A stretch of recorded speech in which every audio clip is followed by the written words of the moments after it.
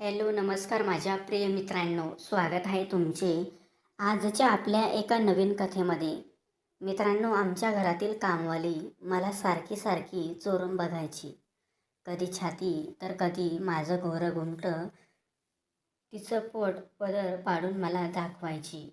मला तर तिने वेड लावलं होतं मित्रांनो. एकदा तर त्या कामवाली बाईने मला असं काही उघडं करून दाखवलं की माझ्या पायाखालची जमीन सरकली. नमस्कार मित्रांनो, माझं नाव सचिन आहे. मी मोठ्या नामांकित कंपनीत नोकरी करतो. माझं भरपूर शिक्षण केल्यामुळे आणि नोकरीच्या शोधात खूप वर्ष घातल्यामुळे माझं वय 35च्या पुढे गेलं होतं. माझं वय जास्त असल्यामुळे माझ्याशी लग्नासाठी खूपच अडचणी येत होत्या. मला लग्नासाठी खूपच अडचण येत होत्या. आजकालच्या मुले स्वतःच्या पायावर उभे पाहिजेत आणि त्यातही मला तरुण पाहिजेत. तसा विचार केला तर तरुणपणात कोण स्वतःच्या पायावर उभा राहतो हे मुलींना कोण समजावून सांगणार. म्हणून सहसा मध्ये बापाच्या पैशावर जगत असणाऱ्या मुलांबरोबरच लग्न करतात मुली, कारण ते मुलं आधीच श्रीमंत असतात. म्हणून मी ऑनलाईन विवाहाची नोंदणी केली. 2 महिन्यानंतर मला एक स्थळ आले. मुलीचे नाव वैशाली होते.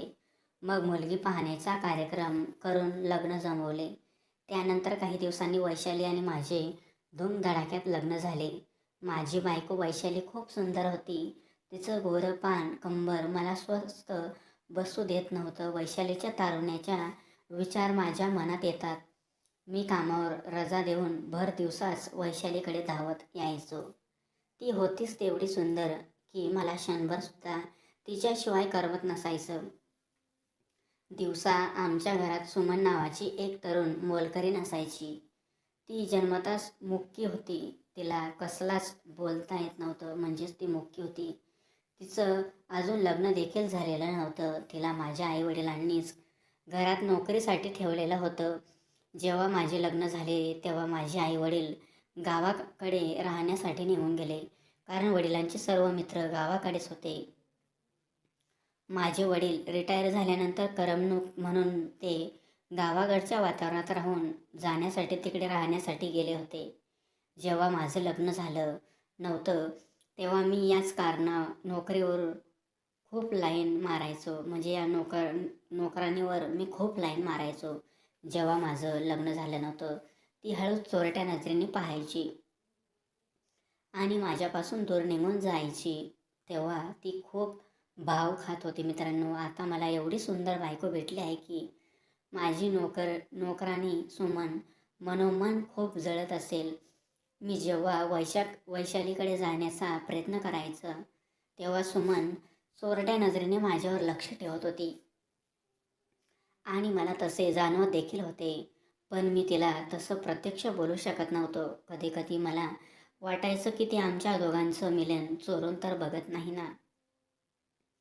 एके दिवशी असेच दुपारच्या वेळेस वैशालीची आठवण आल्यामुळे मी घरी आलो. तेव्हा सुमन मला खूपच रागीट दिसली. पण मी तिच्याकडे न पाहताच थोडा वेळ घरी थांबून परत बाहेर निघून गेलो. तिचा हा राग मला काही समजला नाही म्हणून मी तिच्याकडे दुर्लक्ष केले. एके दिवशी कामावरून मी लवकरच घरी आलो. घरी आल्यानंतर दररोजच्या सवयीप्रमाणे मी माझ्या बायको वैशालीच्या हाताला ओढून माझ्या मिठीत घेतले. तेव्हा वैशाली मधून मला वेगळा सुगंध आला. तो सुगंध वेगळ्याच अत्तरचा होता. पण मी तिला याबद्दल काहीच विचारले नाही. तेवढ्यात वैशालीने आमच्या घरातल्या नोकराणीला घरी जायचे सांगितले. मग नोकराणीने माझ्याकडे पाहतच घरी निघून गेली. मला तर वाटतच होतं की या सुमनला कामावरून कायमचं काढून टाकावं. पण माझ्या वडिलांचा लळा तिला लहानपणापासूनच होता. सुमन आमच्या घरी राहण्यासाठी होती, पण माझे लग्न झाल्यापासून ती बाजूच्या गल्लीत एक रूम करून राहत होती. बहुतेक आता माझ्या बायकोला सुद्धा सुमनवर शंका येऊ लागली होती. त्यामुळे माझी बायको सुमनला मी ड्युटीवर गेल्यावर कामावर बोलवायची. मी ड्युटीवरून यायच्या अगोदर तिला घरातून लवकरच हाकलून द्यायची. आता मला देखील बरं वाटत होतं, कारण रोजचा सुमनचा नाराज चेहरा पाहून मी खूप बोर. असेच काही दिवस निघून गेले. एके दिवशी माझ्या मनात विचार आला की सुमनचा चेहरा कसा आहे ते तरी पाहू, म्हणून मी कामावरून मित्रांनो आता तासभर आधीच लवकर घरी आलो. मी कामावरून आल्यानंतर लगेच वैशालीला म्हणजेच मी माझ्या बायकोला मी माझ्या बायकोला जवळ घेतले. तेवढ्यात वैशाली ओरडली आणि म्हणाली की सुमन आता तू घरी जा. मला तर खूपच आनंद झाला. माझ्या मनात वाटले की वैशाली आपल्या दोघांना एकांतात वेळ मिळावा म्हणून सुमनला घरी जायचे सांगत आहे. घरी जाताना सुमनने असे काय केले की माझ्या पायाखालची जमीन सरकली. मला खूप आश्चर्याचा धक्का बसला. इथून पाठीमागे तिने असे कधीच केले नव्हते.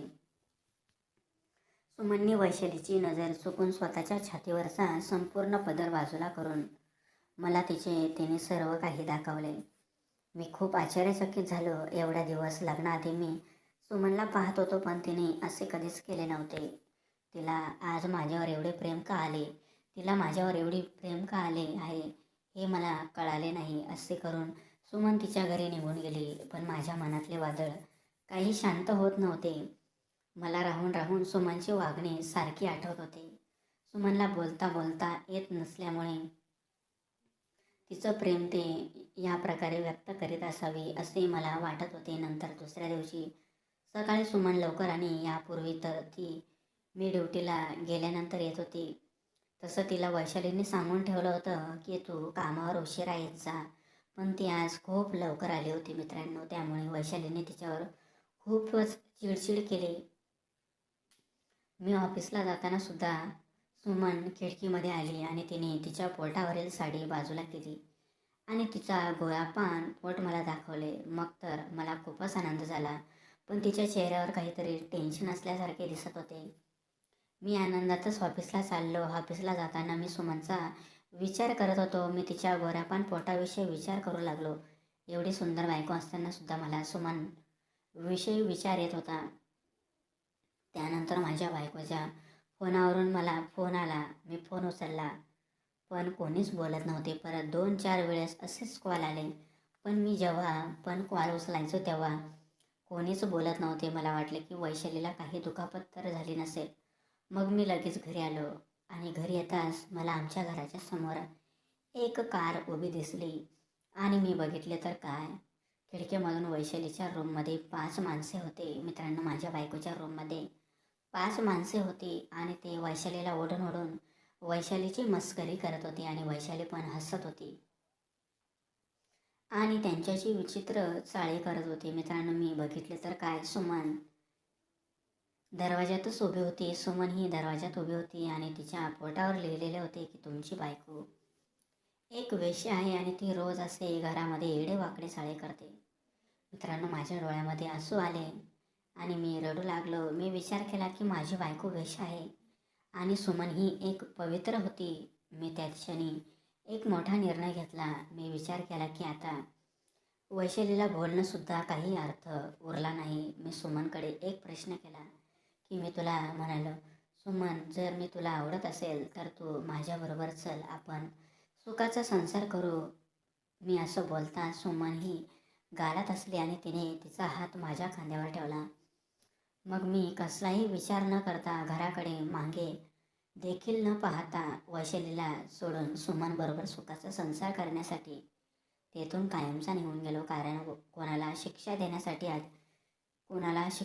अधिकार कोणत्याही मनुष्याला नाही. त्याचे कर्मच त्याला शिक्षा देतात. जर कोणी आपल्याला धोका दिला तर त्याला सोडून देण्यापेक्षा मोठी शिक्षा कोणतीच नसते. सरळ आणि अहिंसेचा मार्गाने जीवन जगता आले पाहिजे. जगामध्ये खूप आनंद असतो, फक्त आपण त्याच्याकडे दुर्लक्ष करून दुःखाकडे जास्त लक्ष देत असतो. अशा प्रकारच्या बायकोला सोडून देताना मी मागे देखील वळून बघितले नाही आणि सुमनबरोबर मी लग्न करून तिच्याशी आता मी माझा संसार थाटत आहे. मित्रांनो, ही कथा मी फक्त तुमच्या मनोरंजनासाठी लिहिलेली आहे. मित्रांनो, ही कथा मी फक्त तुमच्या मनोरंजनासाठी लिहिली होती. कोणीही वाईट वाटून घेऊ नये. तर मित्रांनो, कथा आवडल्यास चॅनलला सबस्क्राईब करा.